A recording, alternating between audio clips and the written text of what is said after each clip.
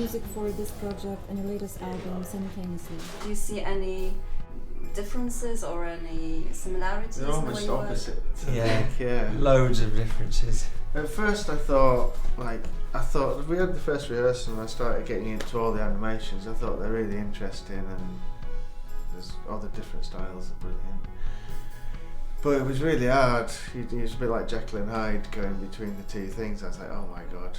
It's turned into a bit of a rest. When you're rehearsing the album and the whole album thing sort of takes over and you've got loads to do on that, actually going back to work on the animations, it's like a breather.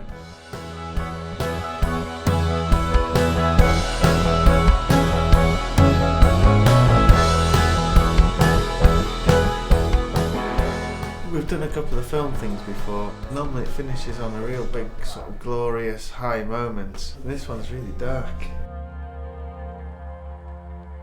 It's not a sort of a big way ending, it's more of a very serious. We just sort of said which ones that we'd like to do music for. So if you thought, oh, I've got an idea and I could really do something with this, then you would vote for that one. The way I do it is I watch it and I just go for what I think is the most basic feeling in the film and then just come up with something stupid. You know, with the race I just thought of Yellow, you know that song like bow bow that one. And I thought, oh yeah, this is brilliant.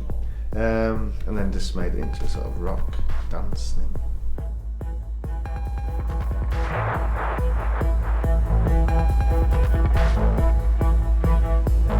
The journey is supposed to be a joke, it's supposed to be really boring. It's just barely anything happens. And then the music for it is like sound design, it's just like a train moving. I wanted to change it to the way that I travelled around on the trains interrailing when I was younger. So I wanted it to make it how I felt when I was on the trains.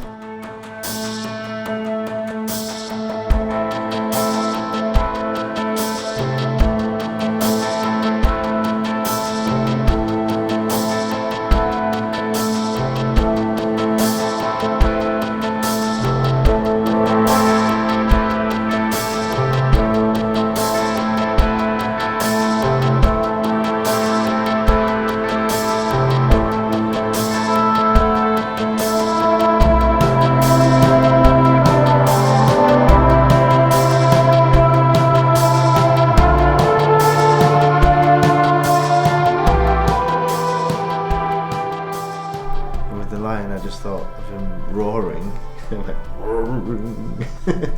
and I get, you know, that was it really.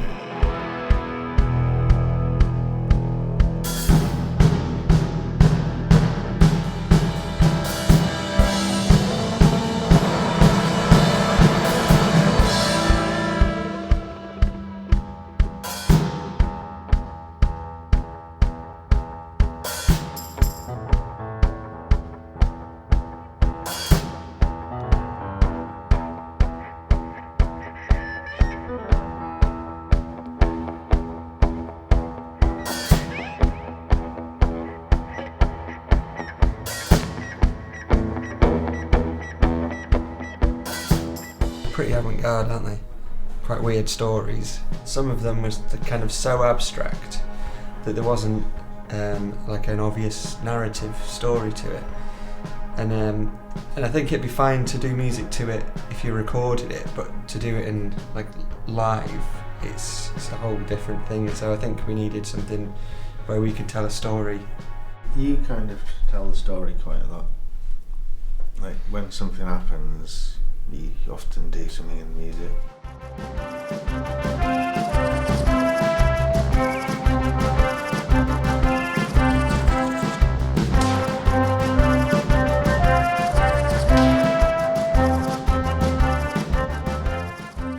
There's one about a soldier who's just sort of goofing around, you know, somebody like a good soldier spec type person.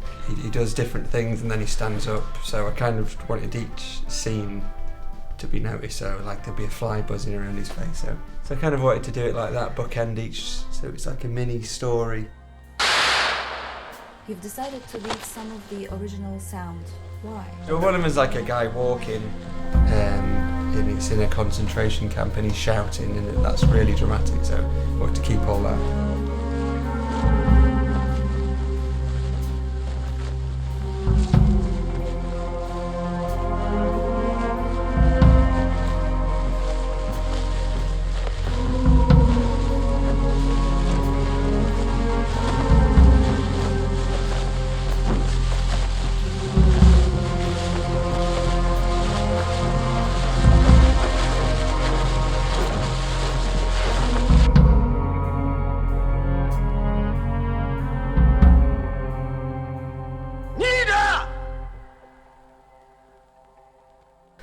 And the other one, yeah, it's like the Red Riding Hood where there's lots more shouting as well in it, screaming. I'd be ashamed to take that off.